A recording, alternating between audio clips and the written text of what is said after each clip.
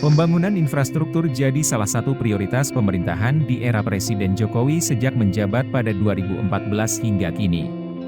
Tak hanya jalan tol, pelabuhan, bandara, kereta api, kesehatan dan telekomunikasi, pemerintah juga menggenjot pembangunan infrastruktur bendungan. Melalui Kementerian Pekerjaan Umum dan Perumahan Rakyat, pemerintah menargetkan bisa membangun sebanyak 61 bendungan di tanah air.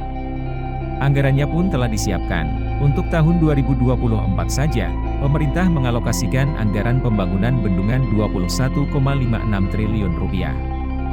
Jumlah anggaran ini naik 54% dari tahun 2023 sebesar Rp13,99 triliun. Sebelum ada proyek 61 bendungan, kita tuh punya 187 bendungan existing. 187. Nah, kemudian di era Pak Jokowi, kita diamanahkan untuk membangun 61 bendungan di seluruh Indonesia. Nah, plus sudah ada 7 bendungan baru di luar 61 yang menjadi bagian dari 11 bendungan baru. Nah, dari 61 bendungan itu, yang sudah selesai itu 43. Sisanya 18 yang masih ongoing. Dan kita harapkan bisa selesai juga di tahun 2024 ini. Ongoing 18 itu tersebar juga di Aceh ada, kemudian di Jawa Barat seperti sekarang ada di Cibet Cijurai, kemudian di Jawa Tengah seperti Karangnongko, kemudian Jelantah di Solo tersebar. Termasuk juga yang di NTT ada Embai, ada TMF, ada Manikin. Sebagai negara agraris, Indonesia butuh banyak bendungan untuk meningkatkan ketahanan pangan dan air. Tentunya, keberadaan bendungan memiliki peran strategis dalam menopang perekonomian nasional. Kita mengejar tampungan per kapita kita. Kalau nggak salah di Efisium kita itu tahun 2030 itu harus mencapai 200 meter kubik per detik. Nah, sekarang baru 68. Sehingga kita harus mengejar itu untuk mencapai target itu. Dan ini terus nih. Dan di samping itu juga tentu bendungan itu kan bangunan multifungsi, dan itu akan dikejar terus, baik itu fungsi irigasinya, fungsi air bakunya, fungsi pengendalian banjirnya, sama fungsi pariwisata tentunya. Untuk irigasi misalnya, irigasi tentu yang selama ini kita misalnya pakai irigasi tada hujan yang hanya bisa, kalau istilahnya IP indeks penanaman cuma 150, artinya dalam setahun itu sekali tanamnya 100%, satu kali tanam lagi hanya 50% dari luas itu yang bisa diairi. Nah, sekarang dengan adanya bendungan itu bisa mencapai 250 sampai 300%. Artinya 3 kali penanaman 300% itu ya. 3 kali penanaman itu 100% semua dia. Nah, sehingga itu pasti akan menambah produktivitas. Itu dari sisi misalnya irigasi. Kemudian dari sisi air baku juga sama. Kita bisa memenuhi kebutuhan minum, kebutuhan industri. Banyak daerah-daerah yang berkembang karena pemenuhan airnya tercukupi. Padahal air itu kan sumber kehidupan utama. Sehingga baik itu dari sisi masyarakatnya maupun dari sisi usaha itu pasti akan berkembang. Nah, apalagi kalau bicara pengendalian banjir. Banjir itu akan menjadi momok pada dunia usaha kan. Orang berinvestasi, bikin usaha tapi suatu saat banjir.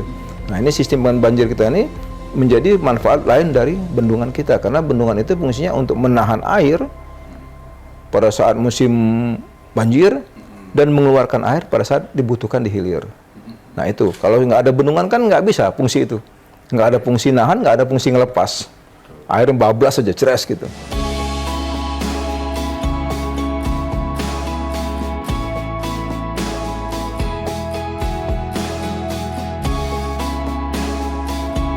Jadi kalau kita itu bicara bendungan itu ada aspek-aspek harus dipertimbangkan, minimal aspek hidrologinya, aspek geologinya, ya, dan aspek topografi.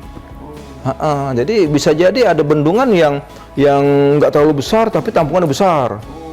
Ada juga bendungan yang tampungannya nggak begitu banyak tapi dia harus besar karena kondisi topografi seperti itu. Tapi itu dibutuhkan gitu. Kalau masalah teknis kita sudah ada, lengkap lah kita. Ada komisi keamanan bendungan, ada tim evaluasi, tim percepatan, lengkap kita kalau bicara teknis ya. Tapi kalau bicara sosial yang tergantung stakeholder lain, Nah ini memang butuh komunikasi, butuh koordinasi yang sangat kuat dari awal. Yang pasti yang selama ini kita alami adalah masalah pengadaan lahan. Ini memang perlu usaha yang koordinasi yang kuat antara semua stakeholder, karena di situ terlibat nanti ya ATR BPN, terlibat dengan Pemda, kalau itu bicara kawasan hutan terlibat dengan LHK, sehingga semua stakeholder itu harus duduk bareng. Ini bareng mau diapain nih? Tentu bicara target prioritas, kemudian mana juga harus dibebaskan, terus sesuai dengan aturan seperti apa, karena beda-beda kan. Ada tanah wakaf, tanah baku hutanan, tanah aset Pemda segala macam, dan perlakuan itu beda-beda karena aturannya juga beda-beda gitu. Nah itu yang di samping tentu juga masalah kondisi, kadang-kadang kondisi cuaca ya, walaupun itu sebenarnya bisa kita rekayasa, tapi ya sedikit banyak itu juga akan mempengaruhi proses pembangunan kita.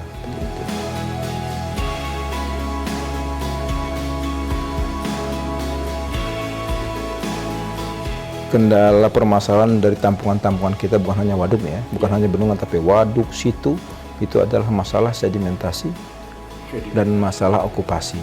Dua itu. Okupasi bicara penempatan di tempat-tempat yang memang tidak harusnya, sempadan, danau. Tapi yang paling urgen adalah masalah sedimentasi, bahwa kita harap masyarakat bisa menjaga catchment di atas, karena itu akan memperpendek umur bendung, kemudian akan mengurangi kapasitasnya, yang seharusnya itu kapasitas misalnya 500 juta, sekarang bisa tinggal 100 juta, karena sedimentasi yang tinggi, sehingga penggunaan air pun jadi terbatas kan. Di samping kita untuk maintenance flow di hilir juga kita harus menggunakan air itu semaksimal mungkin. Nah begitu jumlah airnya terbatas, berarti kan mengurangi juga dengan nilai manfaat yang sudah ditentukan dari awal. Jadi ya kita berharap peran serta dari semua stakeholder lah. Kami juga selalu berusaha untuk tetap fokus dalam operasi pemeliharaannya. Jadi bendungan itu harus dioperasikan, harus dipelihara. Ada bagian instream, ada bagian upstream, ada bagian downstream.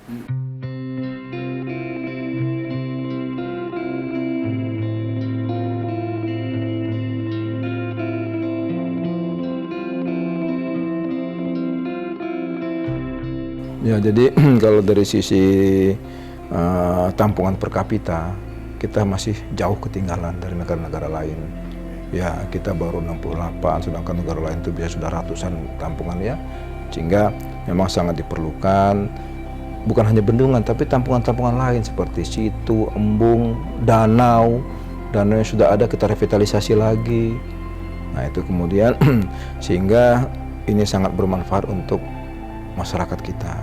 Karena bendungan itu manfaatnya banyak.